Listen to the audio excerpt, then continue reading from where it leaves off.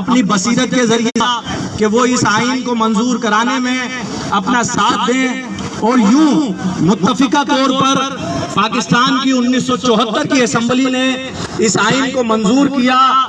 اور 7 ستمبر 1974 کو یہ ڈکلیئر کیا گیا کہ قادیانی غیر مسلم اقلیت ہیں، قادیانی دائرہ اسلام سے خارج ہیں، کوئی قادیانی خود کو کسی سرکاری دستاویز میں مسلمان نہیں لکھ سکتا، کوئی قادیانی عبادت گاہ کسی قادیانی عبادت گاہ کو مسجد نہیں کہا جا سکتا،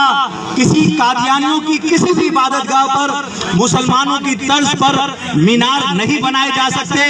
اور مرزا غلام قادیانی کی کسی بات کو یا اس کی تحریر کردہ کسی عبارت کو حدیث نہیں کہا جا سکتا، اور اس طرح کی دیگر پابندیاں قادیانیوں پر عائد کی گئیں۔ 1974 کے اس قانون کی منظوری کے بعد پاکستان میں مسلمان اور اقلیت کا فرق واضح کر دیا گیا۔ یہ واضح ہو گیا کہ مسلمان اکثریت ہیں اور قادیانی غیر مسلم اقلیت ہیں۔ تو آج جو یہ ڈسکاؤنٹ شاپ آپ کے سامنے موجود ہے، اس ڈسکاؤنٹ شاپ کو عقیدہ ختم نبوت کے تحفظ کے دن کے 7 ستمبر کے روز جب یہ عقیدہ ختم نبوت کے حوالے سے قرارداد منظور کی گئی تو اس کی یاد میں گزشتہ سال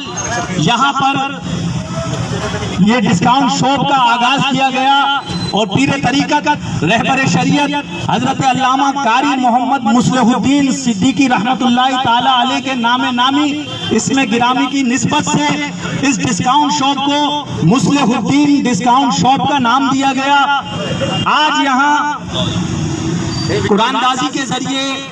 12 افراد کو مصلح الدین ڈسکاؤنٹ شاپ کی طرف سے صاف مال سے، زکوٰۃ کی رقم نہیں ہوگی، صاف مال سے 12 افراد کو 5,000 روپے کا راشن مفت دیا جائے گا۔ اور یہ جو آج کے دن کا ہی تعین کرنے کا مقصد یہ ہے کہ لوگوں میں اجاگر کیا جائے کہ 7 ستمبر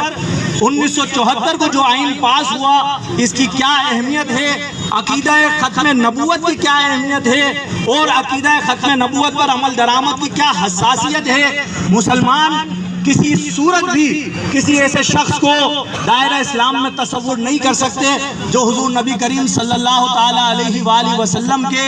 عقیدہ ختم نبوت کا منکر ہو۔ آج کی اس تقریب کا ہم آغاز کرنے جا رہے ہیں۔ میں تلاوت قرآن مجید کے لیے ملتمس ہوں حافظ محمد مدثر اشرفی سے کہ آئیں اور تلاوت قرآن مجید سے آج کی اس تقریب کا آغاز فرمائیں۔ حافظ محمد مدثر اشرفی۔